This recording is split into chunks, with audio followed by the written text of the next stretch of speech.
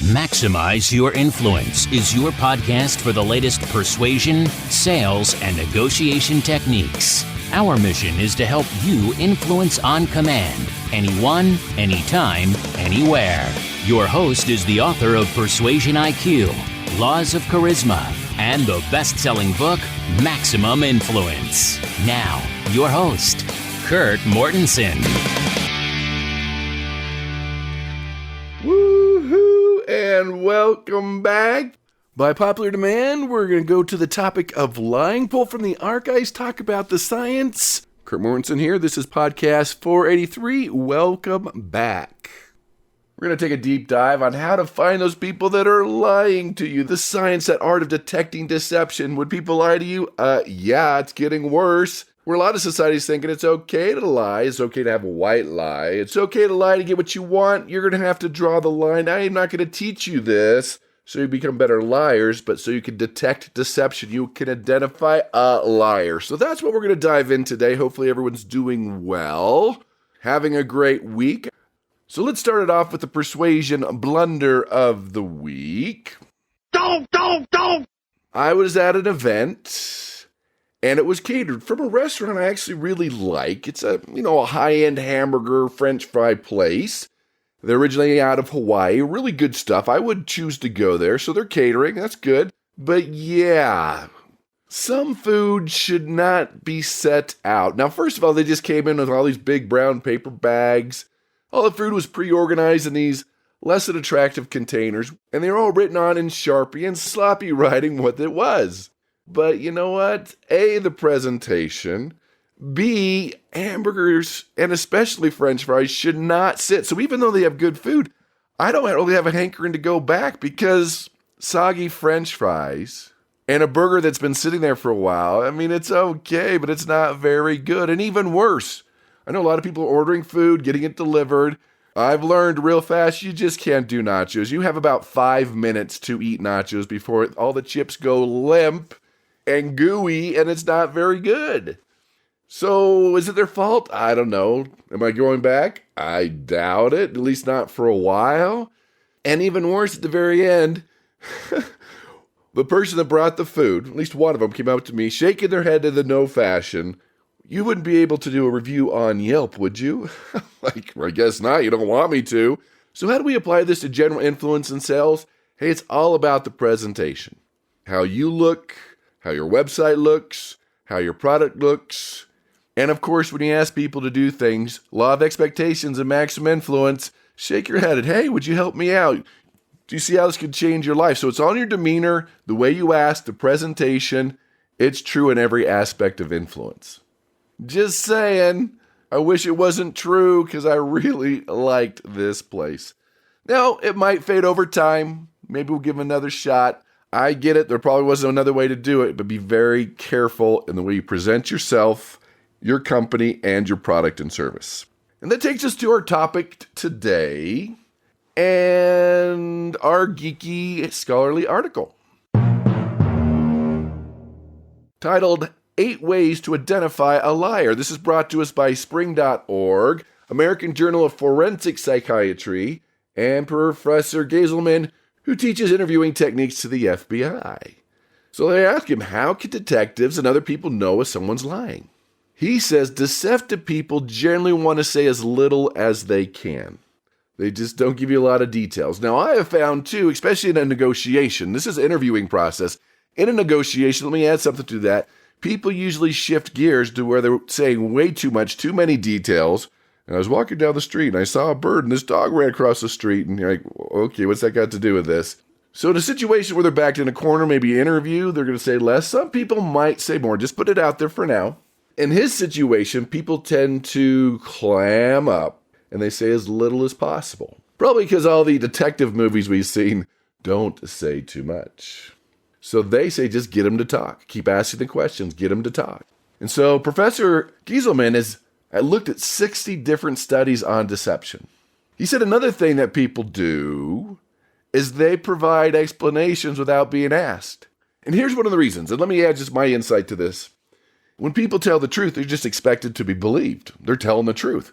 But people will lie. First of all, it takes extra bandwidth. You can tell that they're thinking more.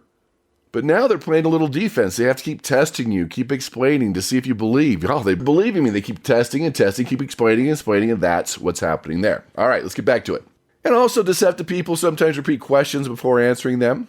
And we all do this to buy time. Remember, extra bandwidth, got to think it through, got to come up with a reaction. He says they'll watch you carefully to see a reaction, to see if you're buying it.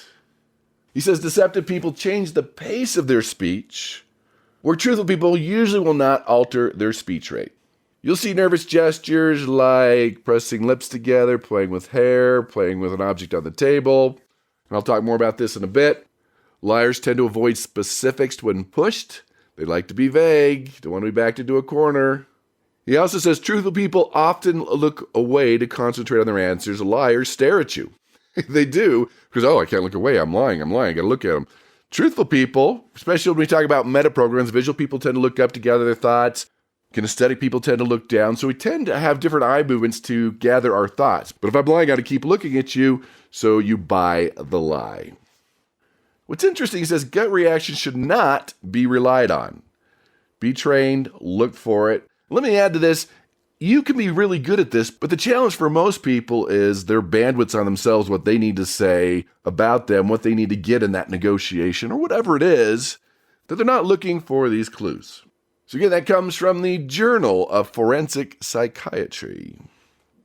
Now off to listener email. Oh boy! Which follows our theme. Let's get into a little more content here. This is Stephen from England. Says, Kurt, I'm already a member of Influence University. Are there any other surprises you can give me? Let me explain, everybody. When I read your email on the show, you get the gold version of Influence University. So, Stephen, I will give you persuasive presentations since you're already a member of Influence University. And maximizers out there, you can always go to maximizeyourinfluence.com, take your free persuasion IQ assessment, see where you rank. Contact information is there. Or just send me an email at kurt@maximizeyourinfluence.com. And of course, information on the advanced training in Influence University. All right, Stephen asks, I was just recently in a negotiation, hammering out terms, being influential, and I was blindsided that they've been lying the whole time and I didn't even know. My partner, during the next break, said they're lying to you. How can I get better at detecting these lies and knowing if people are telling me the truth or blatantly lying to me? All right, Stephen, that's our theme for today. Let's talk about it. We gave you a few fundamentals in the weekly article, but let's talk about what is this deception? This is when people deliberately misinform, distort the truth, don't reveal what they need to, they fabricate, they fib, they misrepresent, or they just flat out lie. Is it ever okay to lie? You've got to decide that. When somebody asks how they look at a pair of pants, maybe that's okay. But the challenge is, politicians have taught us that it's okay to lie. Doesn't matter what parties you believe in, both sides been caught lying. It's just how it is. So studies do show it's been more and more accepting to see politicians lie or to say you're sick and not go to work. So we're not going to go down that path. We're going to talk about this blatant stuff where they're misinforming, they're trying to distort the truth, they're trying to take advantage of you. And again, it could be withholding information, falsifying information. There's different ways to do that. And you have to realize that when you're in that moment of influence or negotiation and you catch them in a lie, you've got to decide, all right, is this just a momentary lapse of character or is this a character flaw? Do I even want to work with this person? Now, sometimes you have to. You're thrown in that situation, but sometimes you can walk. And that might be the best thing for you to do. So you have to really create this deception radar. It takes practice. It takes concentration. The ability to notice physiological responses in the person. Or notice what I call deception leakage, which can be verbal or nonverbal. Verbal, of course, inflection, word choice, rate. Nonverbal, face, body, eyes. That's what you're looking for. Now realize there are micro expressions. When you take those politicians I talked about, and we found out later they were lying, and you look at the thing, no, I'm telling the truth. I'm not a crook. I did not have, right, whatever it is. They slowed them down, and they found these micro expressions that last 1/100th of a second that are impossible to disguise that we can kind of just pick up along the way. So what increases deception? Well, lack of skills, threatened ego, trying to boost the ego. Anger a lot of times will do that too. Insecurity, frustration. A lot of times it's because people have run out of tools. Remember my favorite Chinese proverb? The person that strikes first admits their ideas have given out. Hello? It's mean they don't know where to go next. They've been backed into a corner. They didn't prepare. So now it's time to yell and lie. A lot of people get stuck in that trap. In fact, one study found that 61% of conversations involve some type of deception.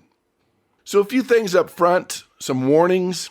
When they tried to avoid you or the topic, or they're like taking you down a rabbit hole, or like, how did we get here? Omitting facts, adding too many facts. Remember we talked about that. Showing anger is definitely part of that. But one thing I would do that's very important up front is have a list of questions that you already know the answer to. And if they start lying to those, you know that person's going to lie down the road. Number one. Number two, before you even start the influence negotiation process, try to find their standard behavior. Because your goal is you want to look for clusters. What's a cluster? It's kind of a bundle, meaning if they keep touching their face, maybe that's just who they are. If they turn red when you ask them a question, that's just how they are. Maybe they're taking up less space. Maybe that's how they are. But if you see all four of those, that is a cluster. That means they're lying. So what you're looking for, 2, 3, 4 of these warning signs as the negotiation progresses. So find their standard behavior, have a few questions ready to go that you already know the answer to, see if they lie to those, and then we can talk about some of the things that you're looking for. When you're detecting deception, don't have any preconceptions. Find that standard behavior, and we're looking for different clusters. And I mentioned it earlier, people who tell the truth are expecting to be believed. And those that deceive, a lot of times will accuse you of deceiving. When people accuse you first, they're probably doing it. If they accuse you of lying first, you're like, whoa, where did that come from? It's probably because they are lying. And also, don't confront them. Don't accuse them. It's actually better for you not to say, oh, you're lying. I caught you in a lie. You want them to think that you're buying their lies, at least up front, so you gather more and more information. They become more and more confident, like, oh, we're pulling it off. We're doing it. And they're going to let their guard down. And another thing, too, always know it's easier to lie to someone you don't like. It's just how it is. So the more you connect and build the relationship, and you see this with FBI-type interviews, build a relationship, I'm your friend, can be a tool that can be very helpful to you. So let's talk about a few clues that you're looking for. Different parts of the body. We're going to start with nonverbal, then we're going to go to verbal. Remember, you're looking for clusters. So let's start with the eyes. Now, hopefully you found their standard behavior. Maybe they're the type of person that can't look at you. So now you know when you're talking about the weather, getting things started, and they can't look at you, maybe this will be something you're looking for. Now, with the eyes, what usually happens is they will avoid, or it's forced eye contact. Remember before, they're looking at you. I have to look at you. I'm lying. I have to look at you. Basically, you're looking for a difference in eye contact. Maybe they're going to look at you more or less. It's different than their standard behavior. Increased blinking is a sign of lying, and the pupils can dilate when people lie. Then you can look at their arms and shoulders. If they keep crossing and uncrossing their arms, their shoulders are turned away from you. Usually when you connect with someone, their shoulders are squared up with you. You might see their shoulders shrugging a little bit more, taking up less space. Could be a sign, could be one of those clusters that you're looking for. Legs, begin nervousness, crossing, uncrossing, crossing, uncrossing, wiggling, tapping. Feet underneath the chair, again, taking up less space. Knees bouncing could be part of that. Then you look at the head. Now, this is the one that people are best controlling because they're most aware of it, but they're tilting their head more, they're touching their face more, hands to the head more, covering their mouth. Could be part of that. So let's talk about the mouth. You might see biting the lip, fake smile, or their eyes are not smiling with their mouth. A lot of times the dry mouth. When people get nervous, the saliva production slows down. You might hear more of a smack because their mouth is too dry, or they might be taking more drinks. In fact, if you look at lying in history, one of the things they used to do is they put rice in your mouth to see if you were lying. Why? Because if you spit it out and it wasn't wet, that means you were lying. Now, I think we've gotten better than that over time. That was because of the dry mouth. Then the nose. The nose. So we get nervous, blood flow increases to our face. That's why we're touching our face more. It kind of itches a little bit.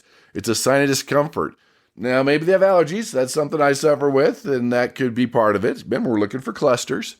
Their ears might turn red, their nose might turn red, they might rub their nose more.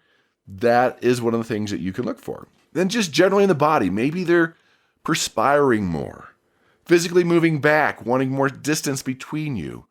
A lot of times their body movements become more mechanical, like robotic, because usually it's natural. We don't think about it now. Oh, I'm lying. I got to be more aware of my eye contact and my body language. And it's almost mechanical, like, oh, I should move my arm now. That is something you can look for.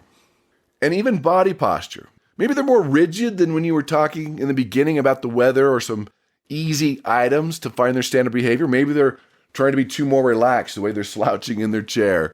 Movements are probably going to be minimized for most people, but you'll see a change there. So these are the things you're looking for. Remember, you're looking for clusters, especially the nonverbals. We can't control all of those things we talked about. Or maybe look at the vocal or the verbal. So we talked about nonverbal. So vocal, you're going to have longer pauses. They're going to ask you to repeat the questions. There'll be more vocal fillers, more speech errors because I have to slow down, more bandwidth. I'm thinking more. It takes a lot more energy and bandwidth in your brain to lie than to tell the truth. To tell the truth, this is the truth. I don't have to think about it. But if I'm pausing and repeating questions and more vocal fillers and speech errors, and you could tell they're thinking about it more, ding, ding, ding, that could be one of the clues in the cluster. Volume. Usually you'll see a difference here. Some people start to mumble more, so you're not catching everything they're saying. They might go softer to minimize the focus, to withdraw. Some will get loud to show anger or excitement, but you'll see a difference in volume. Another one you might see in this kind of a combination, verbal, nonverbal, is the expressions in their face last a little too long. If they're trying to show that smile, instead of lasting a couple seconds, it lasts 10 seconds. You're like, that's a little fake. And the reason I bring that up is a lot of times that their facial expressions won't match what they're saying. They might say, well, I'm angry. And then 5 seconds, they'll hit the table. They're like, they don't match. So that's kind of a combination verbal, non-verbal. I mentioned earlier that the rate will change. The rate of speech, the speed. And also you're listening to the content, the lack of detail or too much detail, being sarcastic, inappropriate humor, listening to the content. You're looking for a change in their demeanor or a change from their standard behavior in the beginning. Or another one too, the stalling mechanisms, coughing, clearing their throat, yawning. Oh, I didn't hear the question. Those type of things. You might hear fogging. What's fogging? You know, when you swing a bat in the fog, it doesn't hit anything. That's where they just go around in circles. You ask the questions and they just keep going around in these circles. Kind of like a politician. Never really answers it, but they keep talking. You're like, okay, what just happened there? That's known as fogging. Politician Training 101. Or a few other red flags. They keep repeating words and phrases. They keep changing the focus. They pull the religion card. You're like, where did that come from? And you didn't even ask. That could be a red flag. Raising voice, speaking faster, become more quiet, more foul language, making fun of your appearance, listening selectively. We could spend all day on this, but those are a few things that you can start looking for. So remember, find their standard behavior in the beginning. Start looking for the clusters, the 2, 3, 4 things that indicate they're lying. Don't call them out, at least not right away. And make sure you have questions ahead of time that you already know the answer to. If they start lying at those, you know you're dealing with a liar. So, Stephen, hopefully that's helpful to you and everybody out there. Thank you for your question. I will send you out the training on persuasive presentations, the formula for that. But hey, take something that you've learned today. Be more aware when you're talking to people. Are they deceiving you? Especially in negotiation, and it'll be a game changer for you. Hey, I'm glad you're here today. Check us out at MaximizeYourInfluence.com. You can also go to iTunes, YouTube, Spotify, and iHeartRadio, all under Maximize Your Influence. Tell your family, friends, and enemies. Hit like, hit subscribe. Become a better negotiator. Learn to detect deception, and go out and persuade with power.